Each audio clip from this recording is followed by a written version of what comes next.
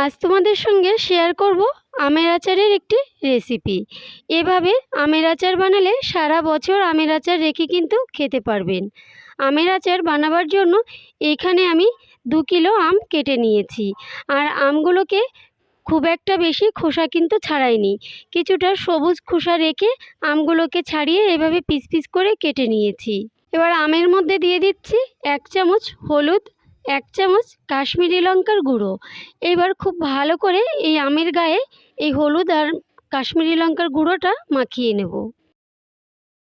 মশলার জন্য এখানে ব্যবহার করছি শুকনো লঙ্কা 1 চামচ, মৌরি 1 চামচ, জিরা 1/2 চামচ, মেথি।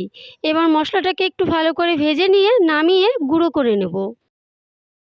কড়াইতে কিছুটা সরিষার তেল গরম করে ফোড়নে দিয়ে দিচ্ছি 2টো শুকনো লঙ্কা, 1 চামচ পাঁচফোড়ন। ফোড়নটাকে একটু ভালো করে ভেজে নিয়ে দিয়ে দিচ্ছি মশলা মাখিয়ে রাখা আম দিয়ে এবার ভালো করে একটু নাড়াচাড়া করে সব কিছু মিশিয়ে নিচ্ছি।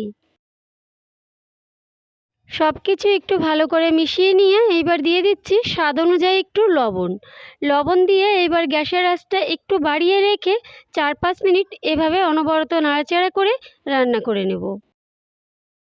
4-5 মিনিট রান্না করে নেওয়ার পর এইবার আমি দিয়ে দিচ্ছি এখানে 1 বাটি চিনি আর বেশ কিছুটা গুড়। মিষ্টিটা আপনারা আপনাদের পছন্দ মতো ব্যবহার করবেন। এবার চিনি আর গুড়টা গলে না যাওয়া অবধি গ্যাসের আঁচটা বাড়িয়ে রেখে অনবরত এভাবে একটু নাড়াচাড়া করব। গুড় আর চিনি খুব ভালোভাবে গলে গেছে আর এদিকে ফুটে উঠতেও শুরু করেছে।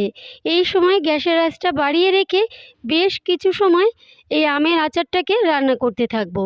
যত সময় না চিনি আর গুড়টা গলে একটা আঠালো ভাব চলে না আসছে তত সময় এভাবে ফুটিয়ে নেব। আচারটা বেশ কিছু সময় জাল করে নেওয়ার পর এইবার আমি এখানে দিয়ে দিচ্ছি 2 চামচ ভিনিগার আচারে ব্যবহার করলে কি হয়, আচারটা কিন্তু বেশ অনেক দিন ভালো থাকে আর অনেক দিন ধরে আচারটা খাওয়া যায়।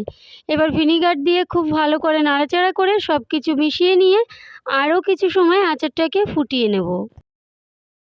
15 মিনিট জাল করে নেওয়ার পর এখন দিয়ে দিচ্ছি ভেজে রাখা যে মশলা ছিল সেই মশলা দিয়ে ভালো করে একটু নাড়াচাড়া করে সব কিছু মিশিয়ে নিয়ে আরও 2-3 মিনিট একটু রান্না করে নিয়ে গ্যাসের আঁচটা বন্ধ করে দিয়ে এইবার আচারটাকে আমি 4-5 দিন কড়া রোদ্রে দিয়ে তারপরে তোমাদেরকে দেখাচ্ছি আচারটা আমার কেমন রেডি হয়েছে।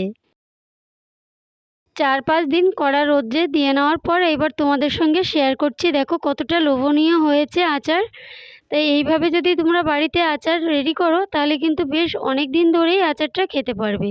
তাহলে আজকের ভিডিওটা আমি এখানেই শেষ করছি। আবার দেখা হবে অন্য কোনো রেসিপির সঙ্গে।